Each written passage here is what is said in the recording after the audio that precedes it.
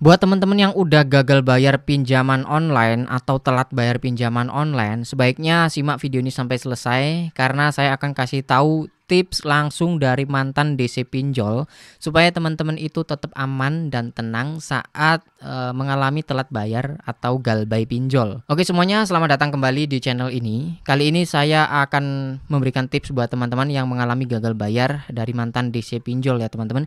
Jadi seperti apa tipsnya? Yang pertama adalah teman-teman jangan panik dan harus tetap tenang saat mereka ini nelpon atau terus menghubungi teman-teman. Nah, tipsnya teman-teman harus respon dengan baik sesekali saja. Karena kalau teman-teman sering atau terlalu sering merespon, maka teman-teman akan jadi target prioritas mereka. Mereka kan udah pasti yang gagal bayar itu kan banyak ya. Ada banyak orang, terus yang sering merespon itu si A gitu. Si A itu taruh di list atas gitu ya, jadi prioritas. Si B juga sering respon, taruhlah di atas.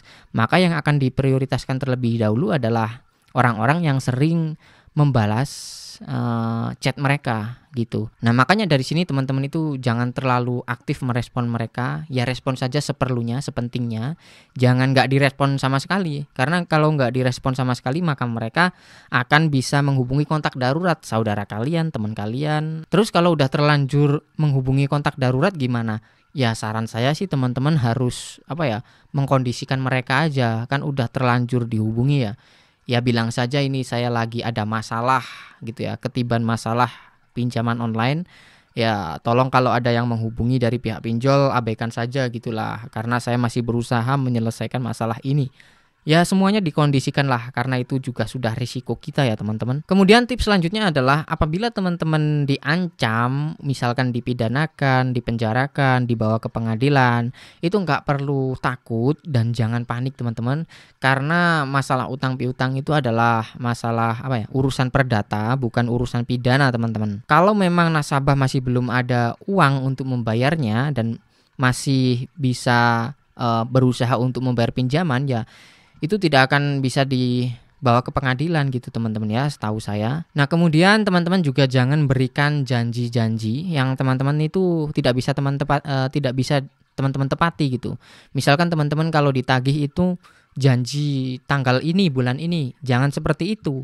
Kalau seperti itu teman-teman akan dikejar-kejar lagi, akan jadi prioritas mereka lagi karena sudah memberikan janji.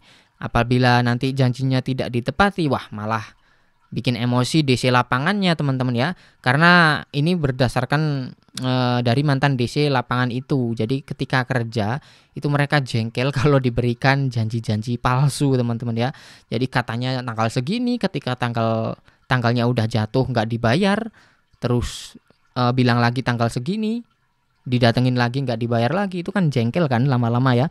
Ya walaupun kita orang biasa nagih utang ke teman gitu ya, kalau diberikan janji-janji kan kita suka mengharapkan gitu teman-teman ya. Makanya ya sama halnya seperti ini.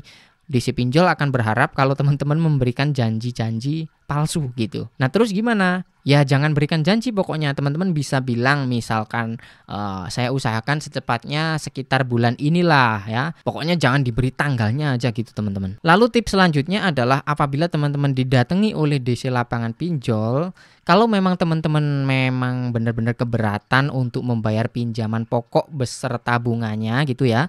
Karena ketika teman-teman udah gagal bayar, pinjaman pokok itu kan bunganya terus nambah gitu ya. Nah itu kan cukup berat, mungkin teman-teman keberatan untuk membayar, teman-teman bisa kok untuk menegosiasikan pinjaman tersebut. Ya pokoknya ini kuat-kuatan teman-teman ya. Kuat-kuatan siapa yang kuat ya mereka yang menang gitu. Ya itu dia yang menang. Misalkan teman-teman negosiasi, saya bisa sanggup membayar pokoknya saja. Ini benar-benar saya berat banget, kondisi keuangan tidak stabil. Saya mau bayar asalkan pokoknya saja gitu. Lama-kelamaan kalau teman-teman kekeh seperti itu bisa gitu ya. Tapi perlu diingat bahwa negosiasi seperti ini tuh gak selalu berhasil. Karena apa? Ya misalkan seperti ini, mereka menerima semua negosiasi seperti ini. Ya mereka rugi juga dong teman-teman, gak dapet bunganya gitu ya. Makanya hanya orang-orang yang hoki saja yang menerima, yang dapat disetujui negosiasinya seperti ini. Misalkan DC lapangannya sudah mencapai target, terus ada nasabah yang terakhir gitu, misalkan si A ternyata bisa bayar pokoknya saja. Ya udahlah, diterima aja daripada nggak bayar sama sekali sama orangnya gitu kan. Karena sudah mencapai target juga, ya udahlah nggak apa-apa gitu, dipikir mungkin gitu ya. Nah makanya nggak semua orang akan berhasil dengan negosiasi ini. Ya tapi perlu dicoba kan, kali aja gitu ya. Terus gimana dengan orang-orang yang nggak mau bayar sama sekali, walaupun itu pokoknya nggak mau bayar sekali, mereka hanya mengambil uangnya saja. Ya itu sudah banyak, memang banyak teman-teman kasus seperti itu. Ya tapi ada sanksinya teman-teman ya. Sanksinya adalah apabila pinjolnya itu terdaftar di OJK, ya namanya akan masuk slik OJK atau di blacklist gitu. Dampaknya mereka tidak akan bisa pinjam lagi di aplikasi lain atau di bank juga teman-teman. Di bank itu juga nggak bisa karena namanya sudah jelek gitu ya. Sudah masuk slik OJK. Ya kalau teman-teman kedepannya nggak ada rencana pinjam gitu, nggak ada rencana KPR, atau mencicil apa gitu ya nggak apa-apa, nggak masalah teman-teman ya. Tapi ingat yang namanya utang itu kan sampai kapanpun dibawa teman-teman ya. Ya jadi silahkan, saya sarankan sih kooperatif aja teman-teman ya. Kalau saya sih teman-teman ya, nggak tahu kalau teman-teman. Nanti kalau saya nyuruh bayar katanya saya DC lapangannya gitu. Bukan teman-teman, saya orang biasa teman-teman ya. Saya bukan DC lapangan. Masa tampang seimut ini DC lapangan, bukan teman-teman ya. Nah jadi seperti itu. Kalau saya itu ya memang kooperatif. Kapanpun saya walaupun telat bayar ya pasti saya usahakan. Itu kalau saya. Baik, mungkin itu dulu yang bisa saya bagikan di video kali ini. Itulah tadi beberapa tips dari mantan DC pinjol ketika teman-teman mengalami gagal bayar, supaya teman-teman tetap merasa aman dan tenang. Terima kasih yang udah nonton. Jangan lupa tekan like-nya dan sampai jumpa lagi di video berikutnya.